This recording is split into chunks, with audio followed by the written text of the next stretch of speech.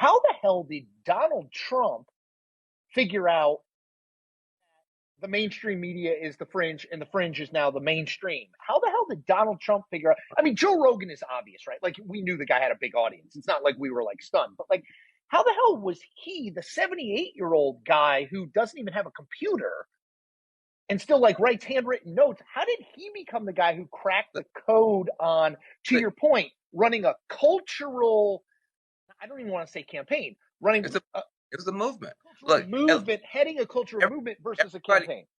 every one of your people knows Elon. Listen, Yeah. yeah. So, Yep. so I mean, everybody keeps. I mean, the problem is you have a framework in your mind that how can Donald Trump? How can Donald Trump? How can Donald Trump? Guys, can we cut it out? Donald Trump is not an idiot. Donald Trump. Let me just be very clear. Donald Trump is smarter than me, you, and Yep. all critics. You know why we know? Because he has the White House, the Senate, the House, the Totally agree. support, the popular vote. He has a massive media ecosystem bigger than the mainstream built around him and for him, and a religious fervor in a political movement around him. And his best buddy is the richest person in the history of the world, and the most relevant Kennedy is with him. This dude is a phenomenon. He is the most powerful human on earth and in our lifetime, and we're still saying, well, how was this guy? We look like idiots. Yo, so we back in here for another edition of F-ya-Motha. And I don't know who the dude on the top is, but he's a jackass. Talking about Donald Trump doesn't have a computer. It's called a smartphone. And if I'm not mistaken, I'm on Twitter and I follow him. He knows how to use it. That's actually him leaving them tweets. That ain't no person working for him. As it pertains to Van Jones, he's right. He's smarter than you guys.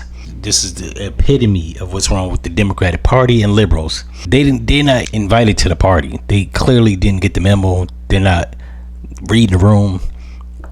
Whatever expression you want to use. They're literally like in their own bubble. The reason the Democrats lost is because Biden and Kamala Harris was catering to people's pronouns and social like issues, abortion, nonsensical shit, while simultaneously flooding all these undocumented migrants, setting them up with money, EBT cards, housing, all types of shit, while disregarding veterans, homeless people, and disenfranchised people. That's first. People aren't stupid. We follow the money.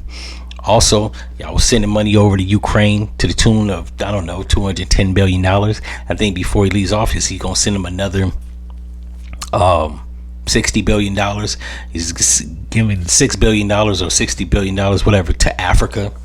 Right? They're just hemorrhaging money. Not to mention, during the campaign, all he did was have Kamala Harris put on a black scent, have all these goddamn celebrities twerk and say stupid shit, throw concerts. Nobody cares about that. Even people that are under the age of 30, they don't give a fuck about a concert. When people are broke, shit's expensive, inflation is high as hell, and jobs is shitty as hell. Like, we're not feeling that. So when people went to the polls, the only people that voted for Kamala was old ass black people, Hattie McDaniels, and ignorant ass black women, and probably some mangina black men. But for the most part, nobody that really gives a shit about policy was in tune to that shit. Clearly not white people, white women, Mexicans, Latinos, or even Cubans. Nobody gave a fuck about none of that. It's all about the money. So that's how he became president, because he was able to rile people up based off of shit that they thought was important. Not your goddamn pronouns, and not no twerk fest.